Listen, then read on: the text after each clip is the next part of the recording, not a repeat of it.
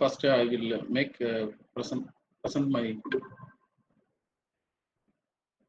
PPT. Just one moment. I will make present now.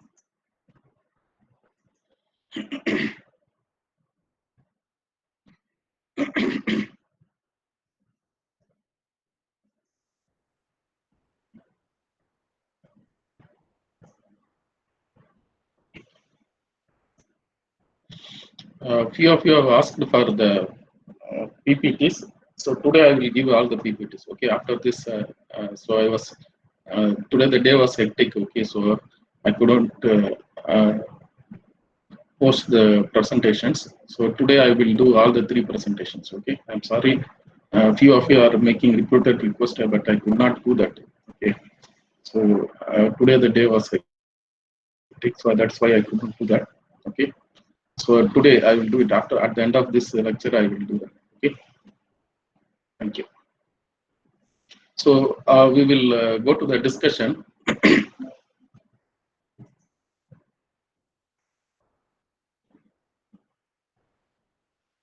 So we are on the day 6. Okay. So we are discussing about heating and cooling and heating design. Okay. Cooling and heating design. So we have discussed about the basics of energy simulation last class. So today we are going to discuss about energy simulation. Still we have not completed the full basics. We have not fully learned the basics of energy simulation. So partially it will be basics and partially we will be discussing about cooling and heating design. Okay. So tomorrow we will be discussing about year-round simulation. Okay, year-round energy simulation. Okay, day after tomorrow we will be discussing about the PCM integration in buildings. Okay. Okay. So yeah. So we have started with this. Okay. So we have yesterday we have started with the simulation. So simulation is the response of a predefined system, or it is called as domain. Okay, to the external excitation. So the external excitations include ambient temperature, ambient humidity, climate, and internal gains and HVAC systems. So and we have found that we are dividing the predefined domain into a number of nodes. So for each nodes, we will be having the governing energy, thermal energy equations. So these thermal energy equations will be converted into algebraic equation using finite difference method. Okay. So it is totally a numerical solution. Okay. Like CFD, it is a totally numerical solution. And in our problem, okay, so the domain is a straight line. We are giving the boundary conditions at the endpoints, and after that, okay, so equation like this is converted into an algebraic equation like this. So today we will see how it is converted into algebraic equation, and this energy equation solved. Okay, so for each node we will be having one such equation.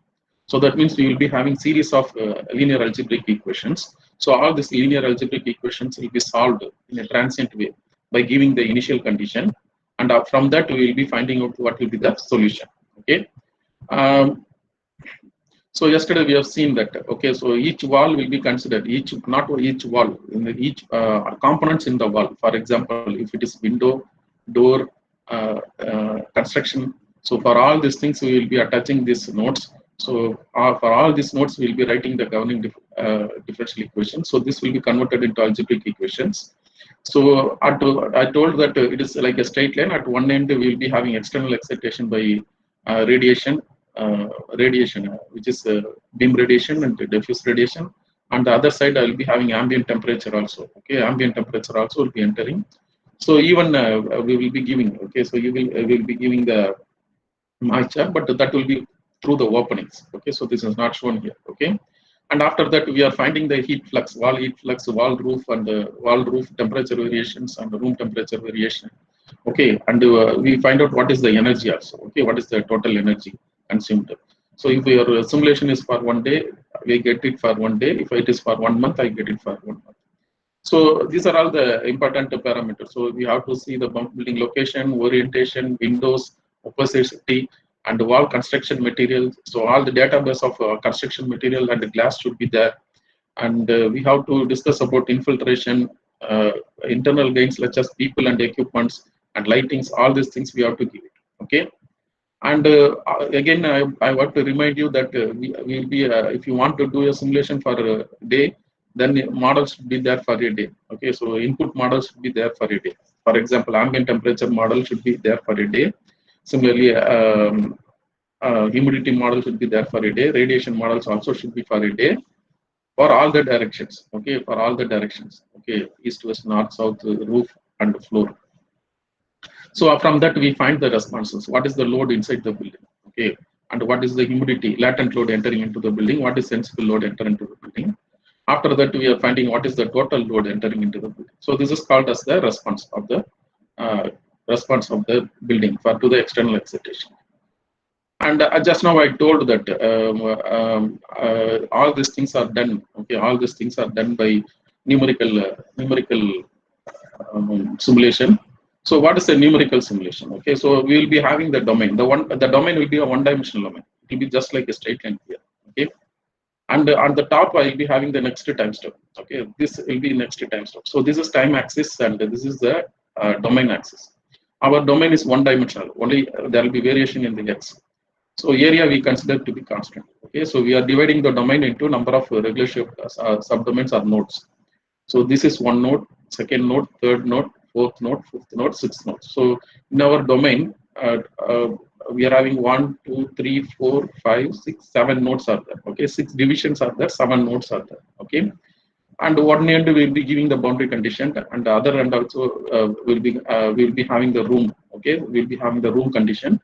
Okay, so we will be doing transient simulation. Okay, so if you want to study the transient simulation, so the discussion will be like this. Okay, so the discussion will be like this. We will be generating the equations like this, and from that we will be finding out what is explicit and implicit.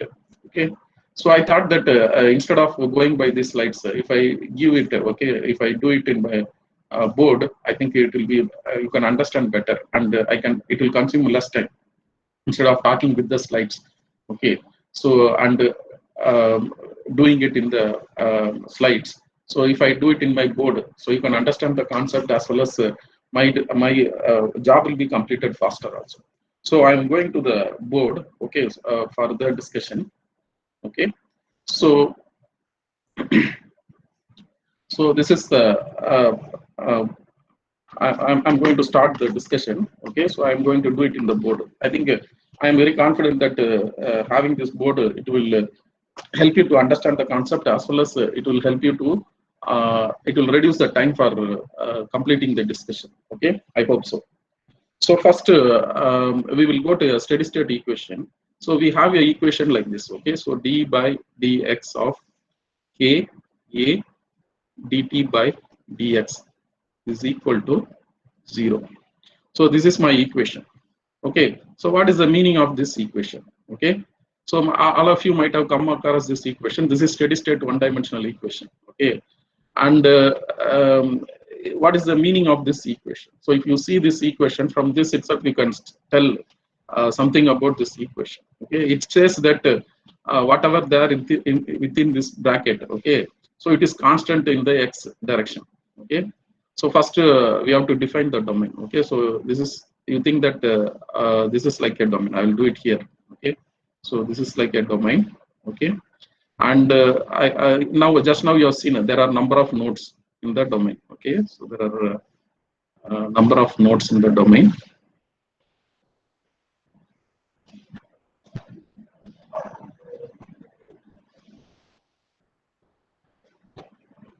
So there are number of nodes in the, so think that this is the domain. Okay, wall one side and the wall other side. I told you the domain will be a straight line.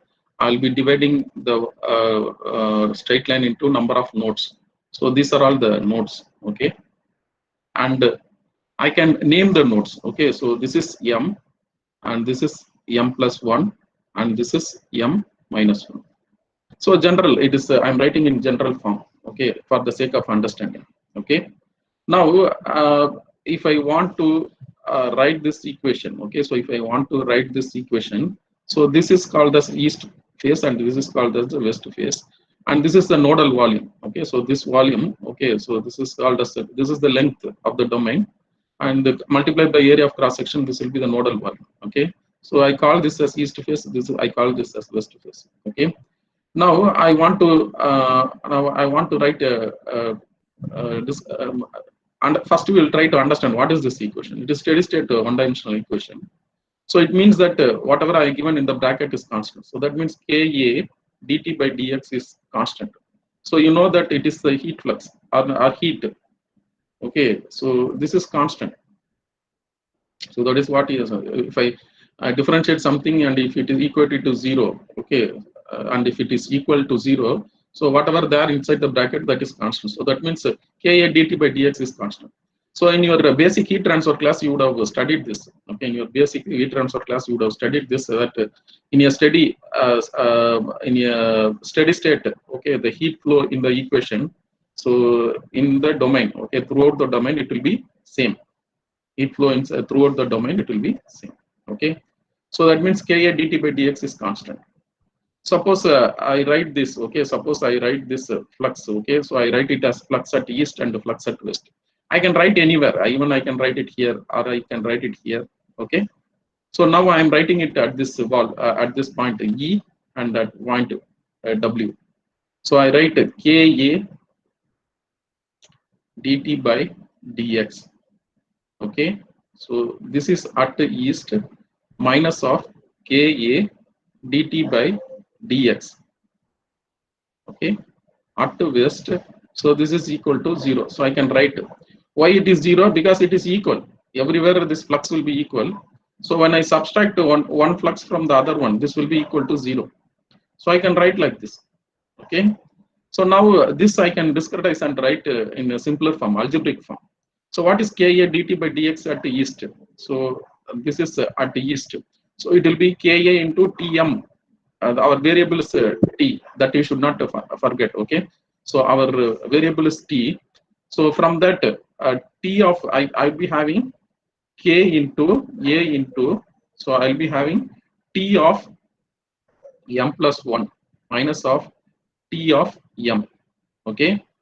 So divided by del x minus of, so I have Ka by del x into, I have the next one on the west face. What is the flux at the west face? So I have Ka by del x into Tm minus of Tm minus 1. Okay. So this I can write it is equal to 0. So what I am doing, it is Ka Tm plus 1 minus Tm1. So that is dou t by dou. The dx is coming in the denominator. Okay. Similarly, so this is for east. This thing is for east and this thing is for west. So that means Ka by dt, Ka into Tm minus of Tm minus 1 divided by del x. Okay. So this I can write it like this. Now the Ka by del x is constant. Okay, so it is common. I can take it outside. So I can write this as Tm plus 1. I can simplify this thing also. Okay, so this minus of minus, this will become plus. So this is Tm minus 1 minus 2Tm. Okay, so this is equal to 0. So that means this also you can remove, since on the other side I am having 0. So that my steady state equation discretization will become Tm plus 1 plus Tm minus 1 minus 2Tm is equal to 0. So this is equivalent to, so this is the algebraic form of d by dx of K dt by dx. So that we should know. Okay. And from here, okay, so from here, we can go to the, this is a steady state. We can go to the transient state. Okay, so we will go to the transient state. We will try to understand how you will be getting the discussion for transient. Okay, so we should not forget that. So our node is like this. Okay, so our node is like this. So I'm taking an interior node. So this is M, node under consideration, node for which I am writing the equation. It is M. The next node is M plus 1 and the previous node is M minus 1. Okay, so the internodal distance is delta x and here also the internodal distance is delta x. So the node for which I am writing is Tn. So now I will go to the unsteady state. Okay, what is unsteady state? First I have to understand that. So we have found out that Ka dt by dx at the east. Okay, so at the east minus of Ka dt by dx at west. Okay, in steady state this will be equal to 0. Think that it is not equal to 0. So when this will be happening? This will be happening due to transients. Okay, due to transients or some source is there inside. So that time we will be getting this two flux will not be equal. Okay, so whenever transients is there or some source term is there, okay, internal heat generation is there, then this two will not be equal. Okay, so what will happen? So this will not be equal to 0. This will not be equal to 0. In that case, if both are not equal, this will not be equal to 0. This will be equal to the residue. So I can write it as that residue. I can write it in this form. So that is rho delta V. So that is mass Cp into d dou T by dou T. Okay, so dou T by dou T I can write. Now since two derivatives are involved, everything I should write it in terms of dou T. Okay, no problem. So it is mCp del T. Okay, dou T by dou T. So that residue. Okay, since whenever transients is there, these two will not be equal. That is for sure. Whenever transients is there, the flux along the line it will not be same. Okay, the flux at east will be greater than flux at west, or flux at west may be greater than. So it all depends whether the heat is moving in the forward direction or the reverse direction. So now this is the thing what we have to understand. Okay, so now you can understand what is transients. So in transients there will not be constant heat flux. Okay, so there will be variation. Okay, there will be imbalance in the flux. So that is equal to rho mCp del T. So rho into delta V is volume of this element. So that is whatever we are considering for this volume. So I can what is that volume? Delta X into multiplied by A. So that will be the volume. Now I can write this in the discretized form, like how I have written here. Okay, so I can write this in the discretized form. So I have Ka by del X. Okay, into I can write Tm plus 1, like previous case only. Okay, Tm. So that is Tm plus 1 minus Tm divided by del X. So that is dou T by dou X at east. Okay, so then I write Ka in divided by del X into I can write Tm minus Tm minus 1. Okay, so this is the flux at the west. This is flux at east, flux at west. Already we have seen that. Now this is not equal to 0 because it is not a steady state. Now in fact this is equal to rho. I can write A del X. I am replacing the delta volume delta V into A into delta X. Okay, area cross section into the length of the element. I am putting Cp, and this rho Cp. Okay, rho Cp. I am writing it as T. Okay, Tm minus Tm.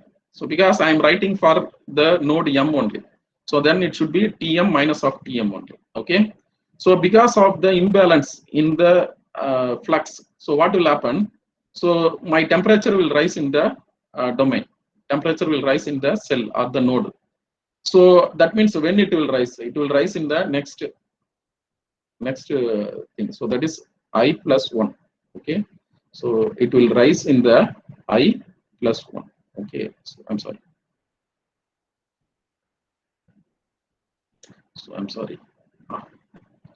So this is I plus 1, and from the first time step, it will rising to the next time step. Okay, so that means we are considering the node only. Okay, so we are considering the node only. So here you can see. So this is at I. Okay, so for the next time step, it will be somewhere in the next time step. Okay, so it how I can know that? Okay, so for that I can write the, or I can draw the revised nodes. So the revised node can be like this. Okay, think that I'm having 5 nodes. Okay, so I'm having 5 nodes. Okay, so in the domain, think that I'm having 5 nodes because we want to discuss. Okay, so think that I'm having 5 nodes. So each line represents the, already we have seen that it represents the domain. So this is a domain, and here each line, this will be representing the time step. So this is initial condition, next time step, this is next time step, this is I plus 3. So next time step. So like that it will go. So already we have seen that this is x-axis. So in the beginning I shown, and this is time axis. Okay, so in this direction time will be increasing. So it is a one-dimensional problem. So that means what? Here I am having my m. Okay, so here I am having my m plus 1. So here I am having my m minus 1. So in this direction, the time marching is taking place. So that means I'll be having values at these points. Okay, so I'll be having values at these points. Okay, after that, the next time step this will be. So that means in the initial conditions will be here. Okay, initial conditions will be here. After that, we will be marching in time like this. Okay, we will be marching in time like this. Okay, fine. So that means if this is Tm, if this is Tm, and this is Tm I plus 1. So that is what I mean. This is the value calculated in the next time step. So this is Ti, that is the value calculated at the present time step. So this is the value calculated in the next time step. Okay, okay, fine. So now this can be discretized. Okay, so this can be simplified. Okay, so this can be simplified. Okay, fine. So this can be simplified. So I will simplify this. Okay, so I will simplify this. So this is the thing which we have to simplify. Okay, so I can write, I can take like previous case, Ka by delta x, we can take it outside. So K, okay, I'm sorry. So Ka by del x, okay. So I can take it outside and I can write Tm plus 1, okay, plus Tm minus 1 minus 2Tm, like a previous case only. So we have it. We have done this already. Okay, so I'm simplifying this. I'm taking it outside. So this I have it as rho a, okay, del x into Cp into Tm I plus 1. Okay, so then I can write minus of, okay, I'm sorry, minus of Tm of I. So this I will take it to the other side, so that it will be in a convenient form. So this area can be cancelled. Okay, so both the sides I can take the I can cancel the area. So I can write rho a, rho, I can read it. Okay, I can write rho, or I will bring this thing to other side. Okay, so I can bring this to the other side.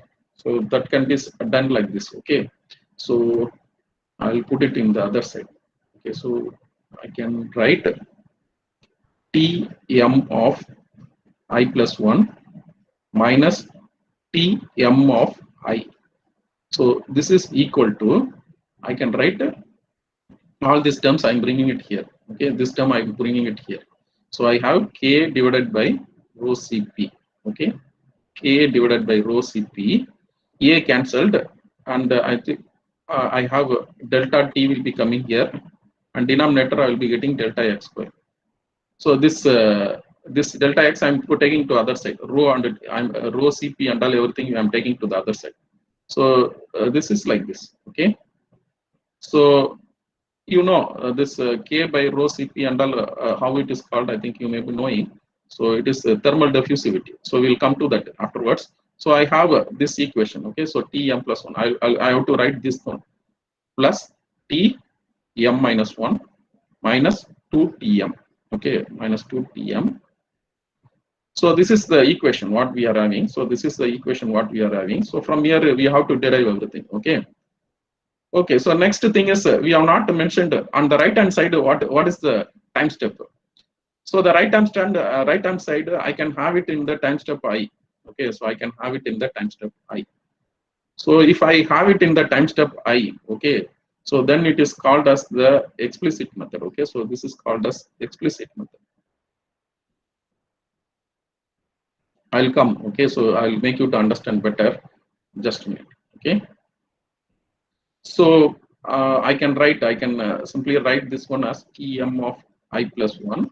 So this is equal to this. It is alpha thermal diffusivity alpha delta T by delta x square into, I can write T m plus 1 I plus T m minus 1 I minus 2Tm I. So if I write like this, so this is called as explicit method. Already I told you. So and I think I missed one term. So this term should come here. Okay, so minus 2mi, or I think okay, for better understanding.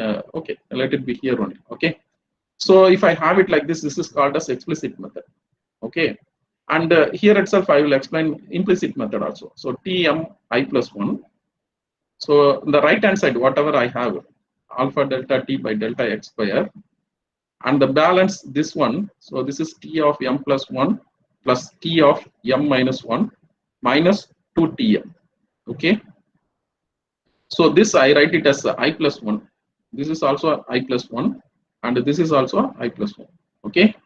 So I write it if the future time step. So if I do like that, okay, so that is called as implicit. Okay, so that is called as implicit. So this is implicit. Okay, so I have explicit here. Okay, and I have implicit here. So now the natural question should be there. So what is explicit? What is explicit and what is implicit? Okay. So for that we have to refer to this diagram. Okay. So we have to refer to this diagram. So I think 1 minute. Yeah. I hope it should be visible for you, or else. Yeah. I hope it should be visible for you. Okay. So this is. I'm sorry. So this is what we are having it here. Okay, so this is what we are having it here. Okay, so this whatever we are having I, so this is the initial time step. Okay, so this is m. This is the node under consideration, or node for which I am writing the equation. Okay, so this is the next node, and this is m minus 1. So this is the first step I. Okay, so then what is I plus 1? Value at the next time step. So I give this initial values. From that I calculate the next value. So what is the value I am going to calculate? So Tm of I plus 1. So that is what I will be calculating. So that is what here also we are calculating. Tm of I plus 1. Here also we are calculating Tm of I plus 1. So what is the difference between these two? So the difference between these two is that, okay, so the difference between these two is that for the first explicit equation, on the right hand side I am using the present value. So that is I values. So this is I. These are all present value. Present value will be there at the initial condition. For example, if you have a building initial temperature distribution throughout, you take it as 30. So that means throughout it will be 30. So that value will be there in the present time step. So you want to find what is the value after 5 minutes. So that means what? You will be giving delta t as 5 minutes, 5 into 60, 5 into 60 seconds. Alpha value give and other things. So whatever the initial value, so initial value 30, 30, 30, and I give that, I can calculate this. Okay, and I think this discussion should be very simple. Why? Because this one, it is sufficient if you have a calculator. If you have a calculator, because you know this time, first time step, first time step. So all are 30, and this is also value from first time step. So all will be 30. So you can use a calculator and you can find out what is the value at the next time step. And when you are going for the implicit method, okay, so there you are using the value in the next time step. What is that you are using? You are using this value. Okay, so you are using this value. So that is future value you are using. You can see right hand side, what is that you are having? I plus 1. Tm. I am having Tm of I plus 1. So this is Tm of I plus 1, and this is Tm plus 1 of I plus 1. This is Tm minus 1 of I plus 1. So that means I am using these three values. I am using these three values. So if I use these three values, okay, so that is called as implicit method. So that is called as implicit method. Okay. So if I use these three values and if I calculate this value, so that's called explicit method. That means if I use the value at the present time step and I calculate what is the next value, that is called explicit method. So from the name itself, you can understand this is an explicit equation. Why? Because you know whatever is there on the right hand side, it is known. Okay, so that means it is an explicit equation. What is an implicit equation? In an implicit equation, you will have unknowns both on both the sides of the equations. So that means you will have unknowns. Okay, so this is unknown for you. Okay, so this is what you want to find, and these are all in the future time step. My m plus 1, m minus 1, and this is also unknown. So since you are having unknowns on both the sides of the equation, so this is called as the implicit equation. So this alone you will be using. This alone you will be taking it from the present time step. Okay, so this is like an input. And wait a second. So have you come across this equation anywhere? Yes, we have come across these equations. All our linear algebraic equations will come under this category only. Okay, 3 unknowns will be there, 4 unknowns will be there. Or all your simultaneous linear algebraic equations, it will be coming under this category only. Okay, so that means this type of problems, it will lead to linear algebraic equations. So how many nodes are there? So many linear algebraic equations will be there. So that means if you have linear algebraic equations, everything you can represent it in the form of a matrix. Okay, so then you have to solve it simultaneously. For example, direct method means you can go for inverse method, or you can go for Cramer's rule, or you can go for iterative method, Gauss-Jacobi, Gauss-Seidel, okay, LU decomposition, whatever the case may be. Okay, so you can find out. So that means for this, you have to go for matrix method only. Okay, because the equation is implicit, you cannot solve it directly. But for explicit method, you can use a calculator and you can find it. Okay, so that is the difference between the explicit and implicit method. Not only that, the next thing, important thing, what you have to note the characteristics of implicit equations. Okay, explicit equation, only 2 characteristics you have to remember. Okay, it is accurate. Explicit equation is accurate. Okay, and highly unstable. Okay, so that is what we have to understand. Just these 2 things you just remember. Okay, accurate and unstable. So if it is a implicit equation, it is inaccurate and highly it is stable. So both are opposite. Okay, both are opposite. So explicit, okay, it is accurate and unstable. Implicit, it is inaccurate and stable. So very easy to remember. So I will tell you, you can remember explicit method as a error amplifier. Okay, even a small mistake is there, it will make the solution unstable. Okay, it will make it inaccurate and unstable. So if your result is correct, that means if it will amplify the error. If there is no error, if you are getting a solution in explicit, then it will be accurate. Definitely it will be accurate. Okay, so that's why I call it as error amplifier. But even if a small error is there in the solution, it will make the solution unstable because it will amplify the error. Okay, so that is the characteristics of explicit equation. Okay, so that means there will be a condition for stability. That is very important. If you are going for explicit equation, there will be a condition for stability will be there. If you are going for implicit equation, it is like a error damper. Just remember as error damper. So what error damper will do, even if error is there, it will damp the error and give you the solution. So that is what your implicit method will be doing. So that means you will have a solution for whatever the value, you will be having a solution. So that means if you want a solution, you can go for implicit method. How you can reduce the error? You can reduce the time step size. Already I told you, you can reduce the time step size. So you have to find some other means of reducing the error. Okay, and this is implicit method. Okay, so this is implicit method. Okay, mind you, and all these things are for internal nodes. Whatever I'm saying now, it is for internal nodes only. Okay, why we are having this discussion? First, we have to understand because all our the fundamental equation in our energy solvers is that one-dimensional energy equation. So one-dimensional energy equation we have taken, and it will be giving the time marching solution. So how you are getting, we are dividing the domain into number of nodes. Okay, so we are dividing the domain into number of nodes. So for each nodes, I have to write the equation.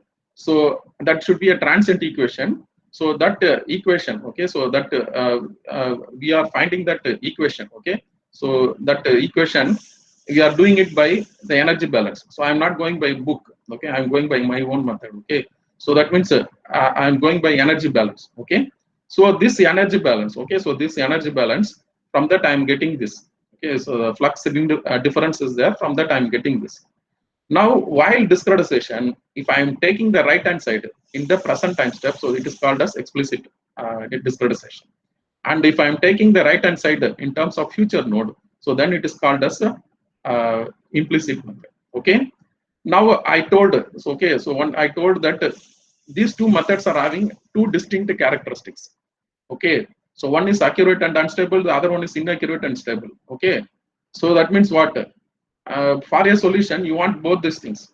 Okay, you want the characteristics of both the explicit. Okay, so you want the characteristics of both the explicit as well as the implicit.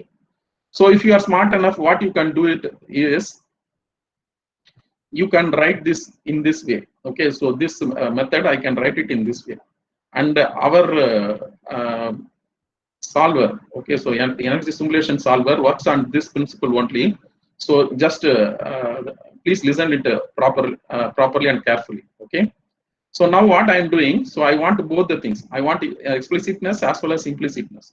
So what I am doing, so I am multiplying by a factor called as theta. Then I am writing alpha delta t by delta x square into the first term I am writing. So that is the explicit terms I am writing.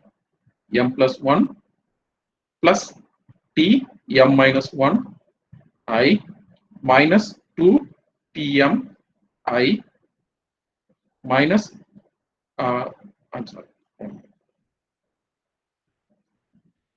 t. Okay, so I'm not writing that minus. Okay, so I'm not writing that minus. Okay, so next I'm having plus. Okay, so this is theta into, so this term, whatever this is called as self Fourier number. So that we need not go into that now. Okay, let it be like that. So we'll focus on this term. So I have a term called as theta, and after that I'm writing explicit in the explicit form, because since here it is I, so I call this equation as explicit. Then I am taking the implicit equation. I'm writing the, for that I'm writing 1 minus theta into again alpha delta t by delta x square. Okay, so then I am having t m plus 1 plus t m minus 1. Okay, and minus 2 tm. Okay, now I am writing in implicit form. So if it is to be in the implicit form, so here it should be I plus 1. Here also I plus 1. I plus. Okay, so then I write this term. So that is 2 tm of I. So this is there. So this term was there here. Okay, so this term I am bringing it here. Okay, now on the right hand side. Okay, so on the right hand side we are having the characteristics of both explicitness and implicitness. Okay, so this portion, okay, so this portion it is called as explicitness, and this portion I call it as implicitness. It is a very beautiful thing which we can understand, and it will be very useful for us. It will be very useful for understanding the concept. Okay, so here think that you want both the things. Okay, think that if you are having a theta value is equal to 0.2, so then 1 minus theta will become 0.8. Okay, so now if I substitute in this, okay, here if this is become 0.2, while writing program just you will be giving the value, that's it. Okay, so then this will become 0.2, and that means 20% explicitness is there and 80% implicitness is there in the equation. So I can say the resultant equation will be more implicit, that is more stable. Okay, more stable and less accurate, because I'm giving 80% here, so this becomes 8.8. So and this becomes 0.2. So this will be more stable. Okay, so this will be more stable and less accurate. I put it in the other way. Okay, so think that I am putting it in the other way. Okay, so now I am putting a theta is equal to 0.8. So 1 minus theta will be 0.2. So what is the meaning of that? So here it will be getting 80% weightage. That means explicit will be getting 80% weightage. Implicit will be getting only a 20% weightage. Okay, so that means the resultant formulation will be more accurate and less stable. So a special case you can have for 0.5. Okay, so you can have this weightage as 0.5. So then 1 minus theta also will become 0.5. So that is called as Crank-Nicholson form. Okay, so that is called as Crank-Nicholson form. So most of them they use the Crank-Nicholson form.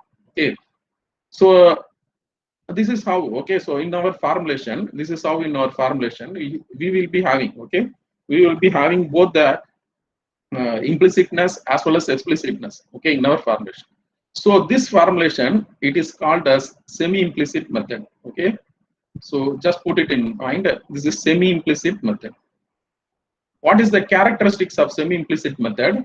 When I am generating the equation, okay, so when I am generating the equation, you will find that the present time step value also will be there, okay, and future time step value also will be there, okay. So how you can understand? So if I'm having a if I'm having this thing like this, so I will be having a both. So this also will be there, okay. So this also will be there, and this also will be. So that means I am involving all the nodes, okay. I'm involving implicit also there, explicit also there. So so that's why semi-implicit method is the most preferable method, okay, most preferable method. So mostly it is used in our building energy simulation problems. I will show you, okay, I will show you one matrix where you will understand that this concept is applied, okay. So again, I will try to review whatever we have studied. I think the full discussion I have done without I think in a smaller time. Okay, so I have the flux balance. The flux balance is not there. So because of that, I'm going for residues there. Residue becomes my transient terms. So that means I'm going for discretization. While discretization on the right hand side, if I'm having all the known values, so it is called explicit. If I'm having unknown values, it is called implicit. Okay, and explicit is highly accurate and unstable. Okay, implicit is inaccurate and stable. Explicit is like a error amplifier. Implicit is like a error damper. So I want both the characteristics for the simulation. So I take a fraction of explicit and fraction of implicit. I'm putting it in a most suitable form. So this I will be using it. So here also I told here you can do it with the hand calculator. This you can use it with the hand calculator. Okay, so this you can do it with the hand calculator. Okay, and here you cannot do it with the hand calculator. Here you should have a computer. Then only you can solve, because you will be having linear algebraic equations. Okay. Similarly, here also only this step is known. This step is known. So here these steps are not known. So that means here also you will be having linear algebraic equations. So that means here the first case here you will be having, you can use your calculator.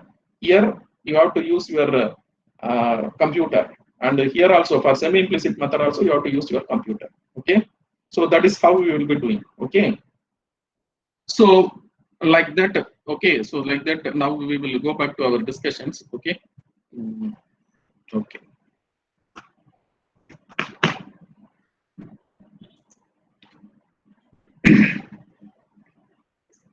So you can go through. Okay, so you can go through. So they were given that equations for various nodes. Okay, so whatever I told. Okay, so it has been discussed here. So but I told it in the most simplest form. Okay. And here you can see the implicit explicit method. So this is how it is generating. They are having just 3 nodes. Okay, so node 1 they are having the equation. Okay, so that means future time step they are having for 0 node 1. Okay, 2 1 2 0. Both all these things are there. So that means it is you can use your calculator and you can solve it. Similarly here also, in the boundaries you will be doing the energy balance. Okay, in the boundaries you will be doing the energy balance. Now you have done the flux balance, no? So similar to that you will be doing the energy balance. Okay, so by using energy balance we will be doing this. Okay, so from that we will be trying to find out what is the future value. Okay, so that is how you are having convection term here. Okay, and this is for node 2, because the node 2 here in this side they are having convection. So that is how it is given. And if you are going for yeah, so I have node 1 and node 2, node 0 the value is given. Okay, so that's why that only 2 equations are there. So these 2 equations you can solve it by using your calculator. Okay, so initial values are there. So here you can see initially 200 it is given. So what you have to do, just you have to substitute this initial values at ti, okay, and you have to find out the future value. But when you are going for implicit finite difference, that the same problem, you will find that 1 and 2 and unknown values are there. Okay, even these values are known. I means it is known. It is available from previous time steps. So unknown values are there. 2 unknowns are there. So here, if you are coming, so 1, 2, yeah. So 2 unknowns are there. Okay. So that means if unknowns are more, then you have to solve. See here, you can see it is in the form of matrix only. So 1 future, future. Okay. So this is known. This is future, future. This is known. So these two are unknowns. So 2 equation, 2 unknowns are there. So that means you have to solve this by matrix only. This is the most simplest problem for the sake of understanding. But if you are going for a very big problem, so you will be having a very big matrices. Okay. So that solving that, it will be very big things. Okay. So that is what those sort of matrices we have seen that already. Okay. So now we will be generating equations like this only. We will be generating equations like this only. So if it is a semi-implicit method, there also you will be having equations like this only. Okay. So how many number of nodes are there? So many number of equations will be there. Similarly, how many number of okay, so 1 minute, we will go back to our discussion. So how many number of nodes are there? We will be, so now we will come to our problems. Okay, so when we are coming to our problem, you will find that in all the nodes, okay, so all the nodes will be writing the governing equation, and those governing equations will be converted into semi-implicit form. Okay, semi-implicit form. So this also I told yesterday, but slowly we are going towards what is happening nearer. Okay, so we are slowly going nearer to the problem. Okay, and after that, okay, so after that, each node, okay, so I have one equation. Each node I will be having one equation. So now you have seen it is one-dimensional problem. So it will be involving 3 nodes only. So here you can see 3 nodes are there, 3 nodes are there. Again, 4 nodes are there. That means it is a linking problem. So it means it is linking with the other things. So one wall is there. In the wall itself, you will have glass. In the wall itself, you will be having an opening, or that will be linking to the air. So like that, linking, you will be having a more number. So here you can see this is linking. You will be having more numbers. But inside the wall, you will be having every equation to be having 3 only. So here also what we are finding. So in our one-dimensional problem, what we are finding in our discussion also, it is 3 only. Okay, so here you can see it is 3 only. All 3 unknowns only will be there. Okay, so if it is an implicit problem, okay, so if it is an implicit problem, so you will be having 3 unknowns only. So here also semi-implicit also you will be having 3 unknowns only. So all the equations, it will be in the form of 3 unknowns only. Okay, and here you can see. So that is how when I write it in the matrix form, all the matrix will be like this. Okay, so the material matrix will be like this, or the building matrix will be like this. So I told you in building, so you'll be having what is the lowermost things you have done? We have seen that openings. Then we will be having surfaces. Okay, openings, number of openings will be linked to surfaces. Number of surfaces will be linked to the zone or the room, and the number of zones will be linked to the block. Okay, or the floor, or number of floors will be linked to the building. So that means here also that partition will be there. Here you can see this is for one construction, this is for another construction, another construction, another construction. So it may be like your openings only. So for window you can have, for door you can have, and for construction you can have. So then next wall, again next wall I can do the same thing, and next wall. So like that it will go. So that means here they have shown smaller things. Okay, so if you go to the real problem, so it will be a very big matrix. Okay, and the beautiful thing is here you can see these are all the linking. Okay, these are all the linking where you are having entries at the different places. So those are all the linking nodes. Okay, so now you can understand this equation better. Yesterday if I shown you could not understood. Now you can understand this equation better. So that means this is a vector. This is a vector.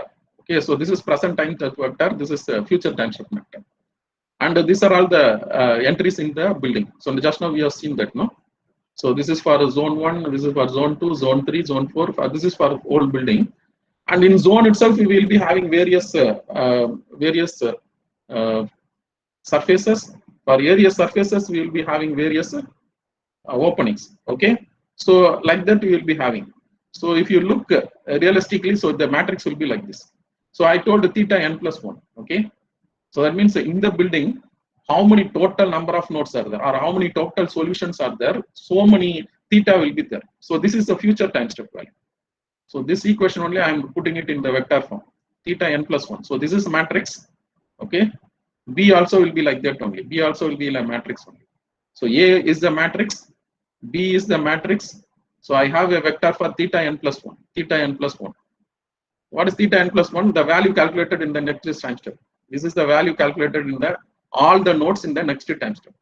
So what is that? This is equal to, so I can see theta, it's a vector. This is equal to B matrix in the another vector. Theta n, it is another vector. So here you can see, so theta n, it is another vector. Then what are all the boundary conditions are there? Boundary excitation, so it will be appearing in C matrix. Boundary vector. So this is a vector, this is a vector, and this is also a vector. Vector means it will be n1 n by 1 matrix. So this will be how many theta is there multiplied by 1 only. So it is a column matrix. So this is also a column matrix. So that is why I call it as a vector. Similarly, this is also a column matrix. Okay, and we should understand that all the boundary conditions will be given here only. Each node will be getting the boundary conditions, or some nodes will be getting boundary conditions. Some nodes which are there at the boundary, it will be getting the boundary conditions through that C. Okay, and the present time step value. So you know when you are going for the problem. Okay, so when you are going for the problem, 1 minute. When I'm going for the problem, so you will find that these are all like a theta value. Okay, so at the present time step. So this will be theta n plus 1.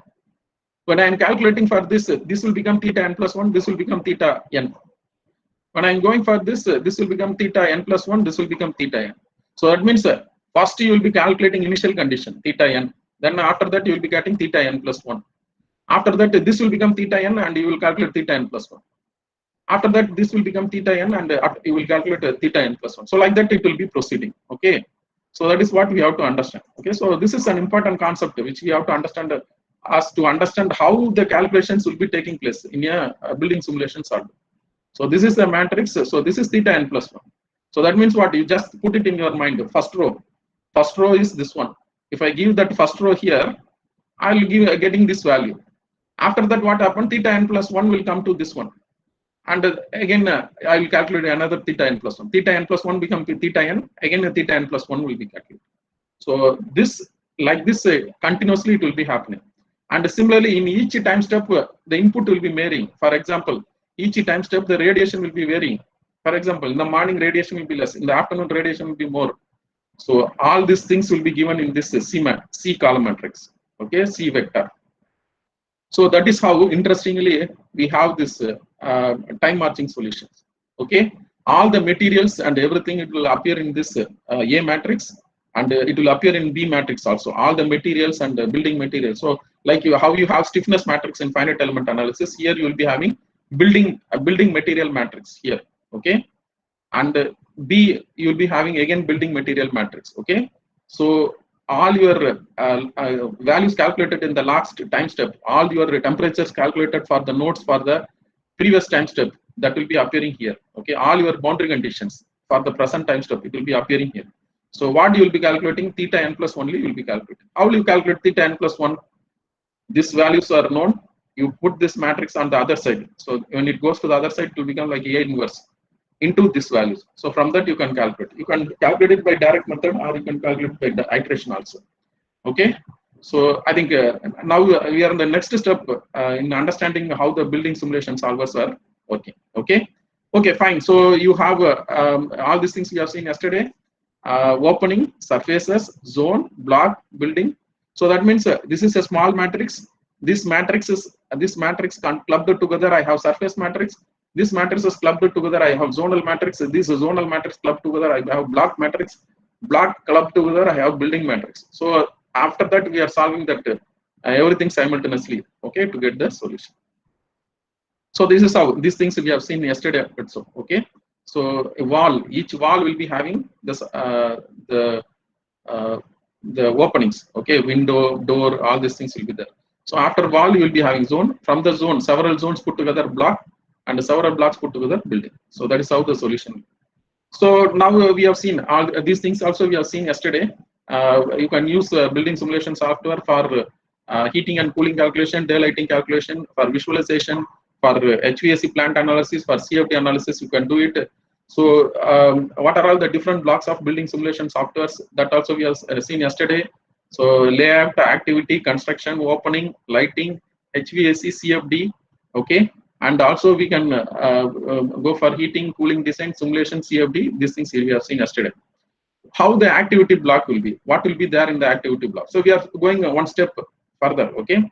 So in the activity block we will be having activity template, okay. So what are all the activities we are doing? Activities means whether it is a school, or whether it is a hotel, or whether it is something else, okay. So what is the school means, you will know the operation will be from the morning, okay, till afternoon, lunch break, and after lunch break you will be having a school. After 4 o'clock it will be closing. So that is the activity template. If you go for hotel, that is different. They will start at 9 o'clock, okay, or they will be operating for 24 hours, okay. That is also possible. So their activity template will be different, okay. So school, hotel, or some industry they will open in the morning. They will have lunch break. They will close in the evening. So if it's a 2 shift, then it will be different. So like that, we should have a template. We should tell at what time loadings will be taking place for calculating the energy. Okay, because you know when you are entering a school, at what time you switching on the AC, switching on the fan. So that is very important. Similarly, if you are going for a factory, at what time you are switching on. So you have activity template. So then we have floor areas and volumes that we will be giving. Then we will giving occupancy. Okay, occupancy schedule also I have to give it. Okay, because in all the rooms there will not be occupants. Only will be at schedules only we will be having occupancy. Okay. So we have to tell the occupancy schedules. So most of the occupancy schedules will be deterministic. Sometimes there may be variations. So that also you can give it. Okay. Contaminant generation on the removal. Okay. So if there is a generation of contaminants inside the building, so that also we can give it. Holidays we can mention. Okay. So yesterday I told you Saturday, Sunday holiday. That also you can put it in your software. Okay. District heat, hot water. So that also you can hot water generation. Okay. So what is the energy corresponding to that? Environmental control, very important. Heating set points, cooling set points.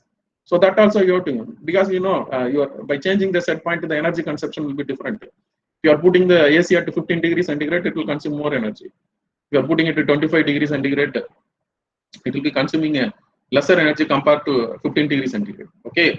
Similarly, heating set point also same is the case. You can if you are changing the set points, the energy consumption will be varying. That means you have to give the value of set points. Similarly for humidity control also. So there also you have to give the set points. Ventilation also you have to give the set points. So what is the ventilation set point? So for example, if you can take ventilated air from outside, okay, but you can take the air from outside when the surrounding temperature is lesser. So for that you have to can put a set point. If the room temperature is rising below above this room value, and outside temperature if it is less, then you can operate. So that is how you can set the set point for ventilation. So what is the minimum fresh air required that we can give? Lighting, computers, office equipments. Computers means what is the time at which a computer will be operated, and what is the time for which, or what is the schedule for which office equipment will be operated. All these things you can give it here. Okay.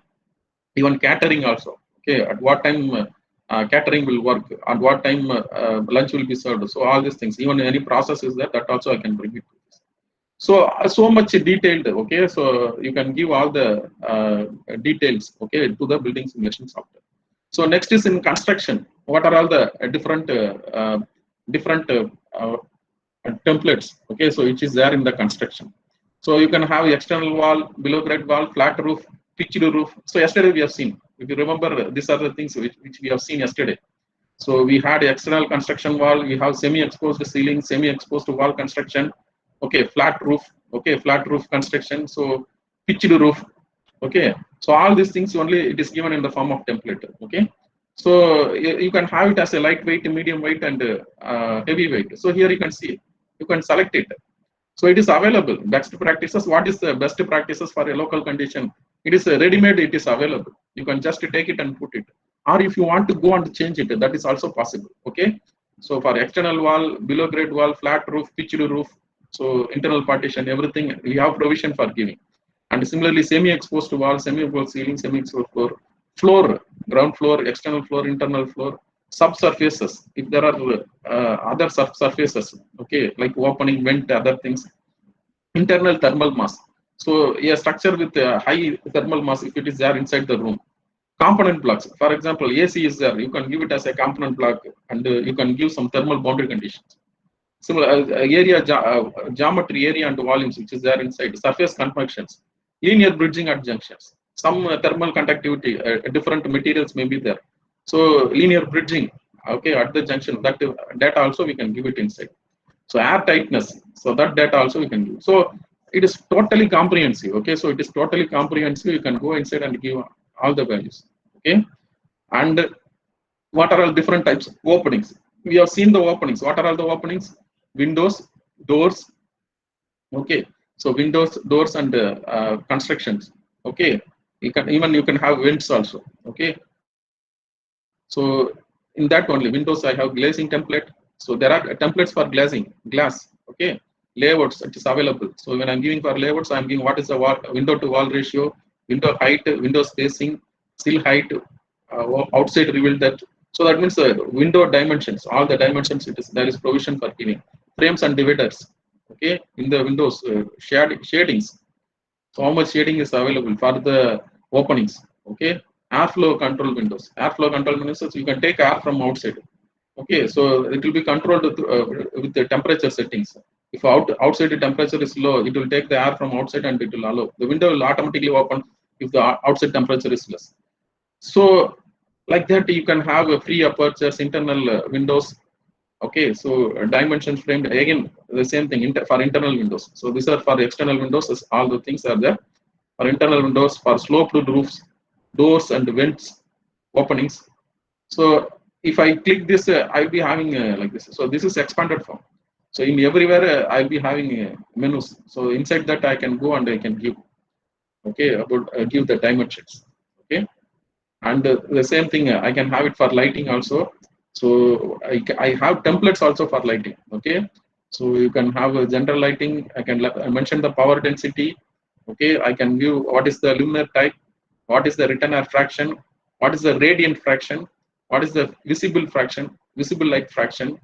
So you can have a control system on lighting also. So that means if outside light is entering into the building, okay, then you can reduce the lighting of the electrical equipment. For that, you should have a light sensor. So during daytime, if the outside light is coming more, so that times it will sense the light and it will tell the lightings to reduce the lighting. Okay, so that is a lighting control system.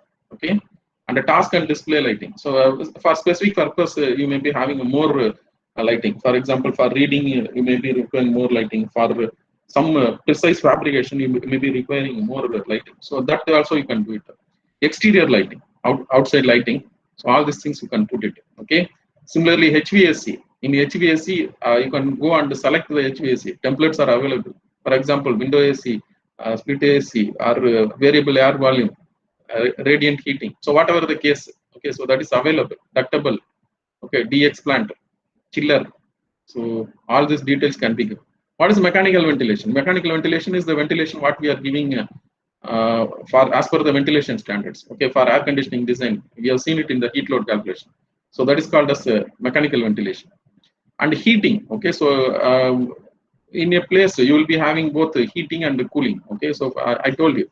So there will be provision for both heating and cooling. So you have to, if you tick this only, that you will be getting the results. Otherwise, you will not get the results. So that means you have to select the heating. What is the type of heating that you can go and give it here? Cooling also. What is the type of cooling? Okay, so how you are getting the energy from the grid? You can give it. For humidity control, how you can do it? District hot water, how you can give it? Natural ventilation, earth tube, something like earth cooling. You might have studied during the some part. If you are burying pipes under the ground. So if you are passing air through that and passing into the building, so you will be getting comfort condition. Okay, so summer you will be getting colder air and winter will be getting warmer air. For that also you can give there is provision for giving for that also. Even solar facilities, photovoltaic systems, all these details are, it is possible to give uh, uh, in your energy simulation solver. Okay, so these are all the major things. Okay, so these are all the major things. Generation, output, and CFD, all these things we are going to discuss. So these are the things that will be inputs what we have to give it to the solver. And it is not over. Still, we are going to discuss a few more things tomorrow. I'm just giving in steps. Okay, few things I'm giving in steps. Tomorrow, I'm going to discuss how to calculate the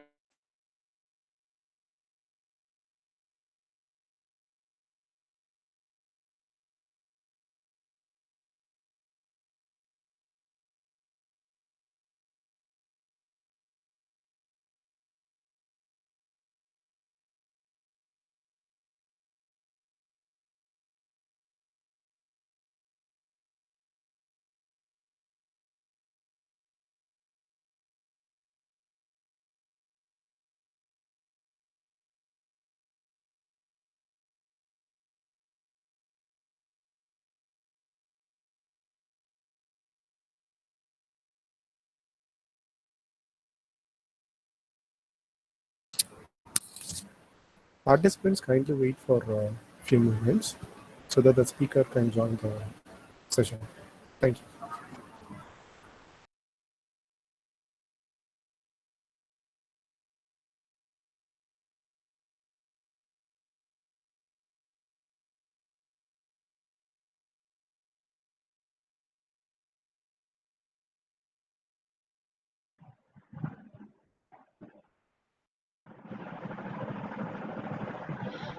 So I think there was a break. Hello, am I audible? Hi, yes, sir. Yeah. Okay. Good thing that I noted that. Okay, otherwise I would be talking alone. Huh? Okay, fine. So, and we can go for heating and cooling design. Okay, we can heating and cooling design. So I have done for an interesting case study I have done. I think you may be also finding it interesting. So I've taken a building, and what I'm doing is I've done a heating and cooling design. Okay, so this is the model. Okay, so I have 2 floors and on a open space called atrium, so which is exposed. Okay, it's transparent and exposed. First, I've taken the same building. I've taken the place called Bintulu, Malaysia. So most of you, I think you will be Sir, there. screen is not there. Screen you are not able to see. One minute. I'm sorry. I'll, I'm sorry. Okay.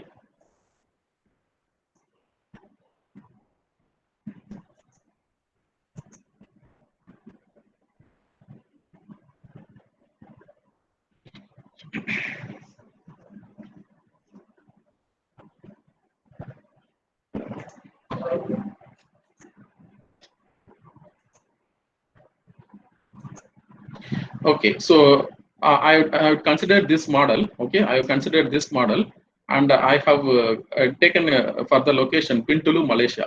Bintulu, Malaysia. It is in a 3-degree north latitude. It is in the equator. Okay, it is in the equator.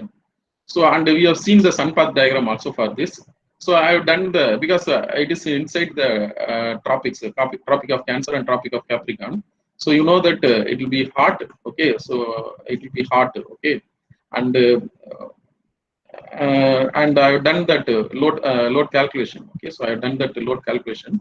So here you can see that the maximum temperature, it is I have done for 22nd March. It is at equinox, where the sun should be direct. Okay, and the maximum temperature is around 33 degrees, and the radiant temperature is around, okay, so the maximum is around 31 degrees centigrade, and operative temperature, okay, operative temperature is at 27, okay, near 27, this line, and condition is constant. Okay, so that is 24 degrees centigrade.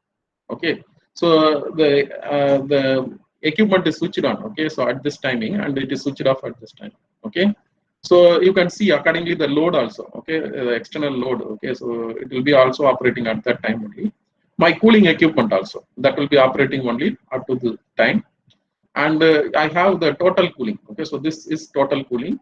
and this is the sensible cooling. This is that curve what I'm having here, and this is the variation of humidity. So inside I'll be maintaining the humidity around 50%, and outside the humidity will be less during night time.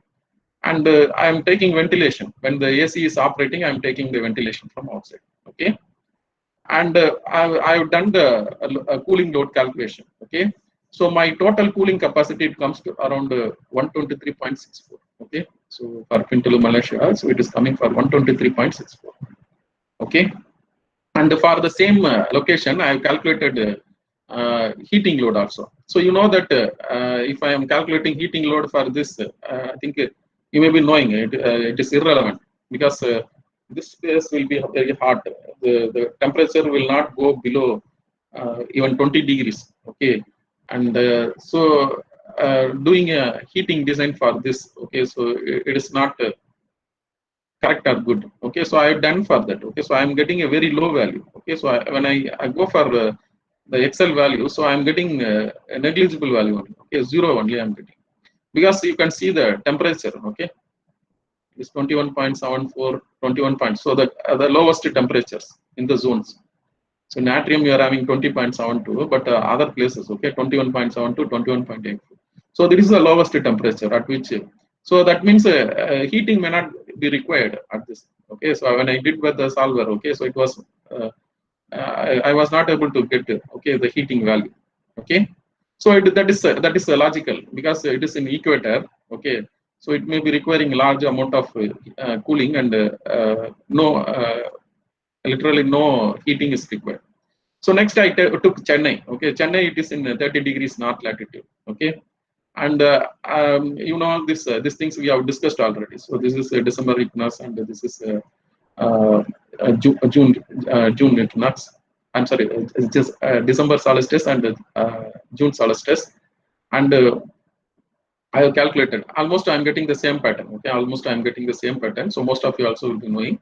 But here you can see the outdoor tribal temperature is very much higher. Outdoor tribal temperature, it is very much higher, and the radiant temperature, it is higher, and operative temperature, it is next to that. This is like a wall temperature, and this is the room temperature. So the average of these two, I'll be having the operative temperature.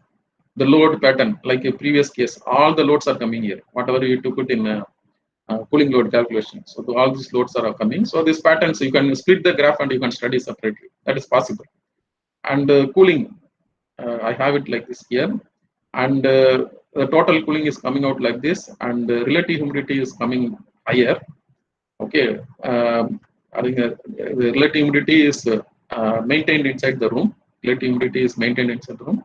During daytime, I mean nighttime, the relative humidity is less. I told you yesterday itself. And we have ventilation when AC is on. So they're almost same as that of winter loop condition. And I calculate the load. It is the total cooling load. It is coming to around 134.36. Okay, and after that, I'm doing for Chennai. I'm doing the heating calculation. Okay, so just I'm taking the cold condition. Cold. I'm giving the cold condition, cold month as the input, and after that I'm asking for the design. So it is working out to be 8.82. Okay, so you are finding that glazing is there, nighttime glazing is there, all the other fraction values are there, and the external vent, you are taking air from outside. Because of that, I am getting a huge load, a major load. So because of that only I am getting heating. Otherwise, I will not be getting heating. Okay, so I get around 8.82 kilowatt. Okay, so here you can see for zone 1 it is 8, and the zone, okay, the ground floor 8, floor 1 is 7, and atrium we are not doing the condition, so it is appearing as 0. And the next is we are going for Mumbai. So Mumbai, it is 19.12 north latitude. So this is the solar sun path diagram. Okay, and I'm doing for cooling load calculation, and again I'm trying to find out what is the cooling load. So now you can see the cooling load has reduced because I'm moving up in the latitude. Okay, but it's a very small change only. The cooling load has reduced to 104.82. Okay, and I'm doing the heat load calculation also for Mumbai. Okay, I'm doing the heat load calculation because I'm moving up the latitude. So I'm looking for some load for heating. So now I'm finding it is around 20.4. Okay, 20.4, and here you can see that. Okay, so it is for ground floor. Okay, it is ground floor. It is 18.43, and the floor one it is 18.29. Okay, so if I add this together, I will be getting the heating load. So that means at Mumbai, some amount of heating is required. Okay, for maintaining the conditions. So then I am going to Delhi. Okay, so Delhi, it is known to you. It is a 28.7 north latitude. For that, I am calculating the heating load because I expect the heating load should be higher. Okay, so you can see that it is coming around 60.36. Okay, 60.36. So zone one, that is ground floor, it is 54.22, and the first floor it is 54.43. And you can see the temperatures; it's very lesser. Okay, you can see atrium, the temperature is 10.94. It is exposed. Okay, so then we are I think this is for, yeah, I think 1 minute. So Delhi, we have done the heating load. Okay, okay, so I think the slides are changed. Okay, slide changed. So this is heating load. I think they have written as cooling load. I'm sorry, and this is cooling load. Okay, so this is cooling load for Delhi. So here you can see the cooling load. Again, it is coming to be 55.84 and 55.3. Okay. Now I am going to 40° north latitude. Delhi, up to Delhi, we are having only 28.7 only. Okay, so that means around 30. Next I am going to 40. Barcelona, Spain, it is having this angle. So I taken that. So for that I am calculating what is the heater capacity. So heating, that 40° north, more heating will be required. So 78.44, I am getting 78.94. And I go for cooling calculation. So the calculation is not correct. Okay, so here you can see the outdoor tribal temperature itself is smaller. Okay, so your closed conditions, I have a radiant temperature and everything. It is higher. Okay, so I'm getting zero cooling load. Okay, I'm getting a zero cooling load for Barcelona, Spain. And next I continued to Amat, Sweden. So one of you were asking what will happen to Sweden. 60.9. For that I have done the heating load calculation. So the value is very much higher. So here you can see 163, 164. So I am going up to the latitude. Heating value is increasing. Okay, cooling is decreasing. So that is what we are understanding. And one more thing also you have to understand. So I think I have not told that. So in the cooling, so not only cooling load it is giving, design flow rate and design flow rate also it is given. So that means it is giving the volume flow rate of the AHU also. So that means energy simulation solver is giving the volume flow rate of AHU also. Okay. So okay. So I think there is one small problem. 1 minute. Okay. So these are all the comparison. Okay, so these are all the comparison of the. So at Pintulu, Malaysia, I think I've shown you one thing. So I calculated for March. So for March it was around 121 or something. Okay. Then again I calculated. I was suspecting and I was calculating in the month of July. Then I found out it was 131.43. Okay. So the reason is the heating effect. Okay. So slowly the place getting heated slowly. That effect we can feel it in our place also, Chennai and Mumbai and other places also. March, from the winter, you will be entering into summer. So, but the heat will be unbearable in the month of June and July only. Okay, May, June, July. The reason being, Earth is slowly it will be getting heated in the northern hemisphere. So that effect, because of that, I redone this. Okay, so I was wondering how Pintulu can get lower value than Chennai. So then I got that 131.43 when I did for month of July. But when I did for March, so the value what I shown you, that only I got it. Okay, cooling. So I think I changed interchange. I'm sorry. So this should be the cooling load. Okay, so the cooling load is 131.43. Chennai, the cooling load is 134.36. So you may be wondering how Chennai is getting more. maybe because of latent load. Okay, because of latent load, so the value will be higher. And after that, we are finding with the latitude. Okay, so with the latitude, we are finding that this load is decreasing. Okay, so with the load is decreasing. For Delhi, it is 108. Okay, for Barcelona and Ammot, we are getting 0. Okay, and for Ammot, we are having a maximum heating here. So 327. Barcelona 157. Delhi 60. Mumbai 36.72. Chennai it is 15.86. So equator is 0. So that is how we can do it. But one deviation will be there. So this will not be going correct with places with higher altitudes. For example, Ooty, Munnar, and other places. Okay, hill stations in Western Ghats. Okay, maybe in Himalayas. There and all we cannot fix the discussions with the latitude, because this will be at a higher altitude, so it will be at a lower temperature. Okay, for example, Ooty, Munnar, and other things. Okay, other hill stations, it will be at a higher altitude. So those will not be fitting with the latitude, because you know Chennai and Ooty or Coimbatore and Ooty will be nearby only, but Coimbatore will be very hard compared to Ooty because of the altitude difference. So these are all deviations that we have to understand. Altitude, if it is different, so then the load will be going the other way. Okay, so even for Ooty and all, you may requiring a heating load also. Okay, so that is what we have to understand. Okay, so there was, I think, some mix up in the PPT in the end. Thank you. I think if any query is there, I can answer you. So you can put your questions in the chat box. Yeah. Any question is there? All of you, are you there? First, are you there? So any question is there, you can post your question, I can answer.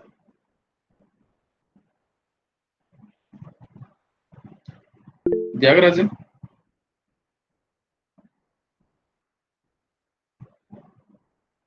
No, I will give you example on the software. I will give you videos on this software. You can learn by yourself. I am not supposed to teach software in the online, because you know there is a problem in the online mode. I cannot do that directly. So if you are nearby Chennai, you can come and learn in our college. Okay, so that is different. But in the online mode, I cannot teach the software. Okay, yeah.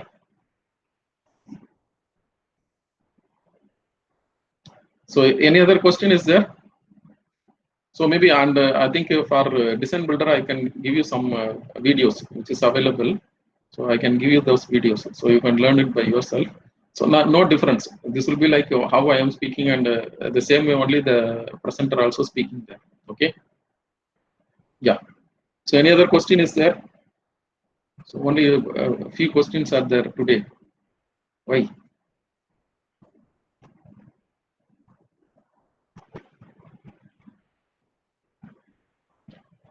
Okay. So if there is no question, were you able to understand the discretization process? What I taught using the board? I want some comments on that. If you want, I can take it again also. Is it did you understood that discretization process what I taught you using the board, or was it visible, and were you able to understand?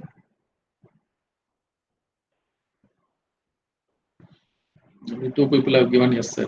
So any comment is there, you can give. If possibly, I can take it again also, no problem. Okay, I think yeah. So okay, so yeah, then I'll do that. Okay, so I'll do that. I will continue that discussion in a simple and different way. Okay, so for Jayesh Mahajan, I will do that. No problem. I'll do that.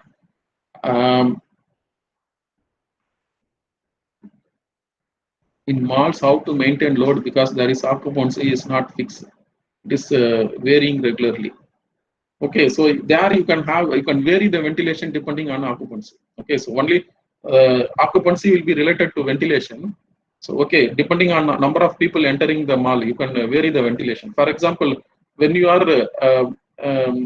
lean times. Okay, so usually malls will be busy during Saturday, Sundays, and public holidays. So those times you got to operate with full ventilation. Okay, during lean timing. Okay, lean time means Monday working hours, Monday, Tuesday, Wednesday. So those timings you will have less number of people only. So pro rata to the number of people entering the mall, you can reduce the ventilation. So in that way you can control the load inside the mall, because most of the load will come from outside only. Okay, because of ventilation you have to take it. Okay, so that means if more people are there, you have to take more ventilated air. So that means you will have outdoor air sensible as well as latent load. So the best thing is you can have a occupancy sensor. You can see how many people are entering inside. So pro rata to that, you can open or close your outside air. Okay, so that is how you can maintain the load. Okay. Yeah. Is that okay?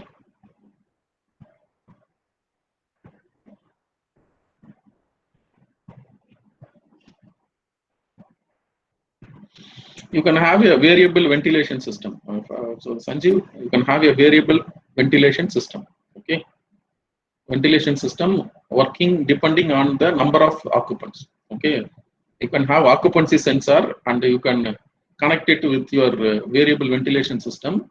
So less number of occupants, it will work with less outdoor air. More number of occupants, it will work with more outdoor air. Demand controlled ventilation shall be preferred based on CO2 sensor. Yeah, you can do that. You can do it.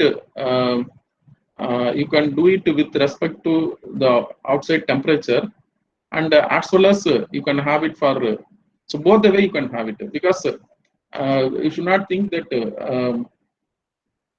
Yeah. So you have to. Oxygen level in that room is very important. So that is first and foremost. So you have to give priority to that. Okay. So having with the CO2 sensor, that is the correct way. Okay. You can have a demand control ventilation based on CO2 sensor. That is the best possibility. Okay. So we have to give priority to oxygen content inside the room. So that is first and foremost. Cooling is a secondary only. Okay. Otherwise, you will be having health issues inside the building. So it is preferred to have CO2 sensor, demand control ventilation based on CO2 sensor. Okay. Okay. Any other question is there?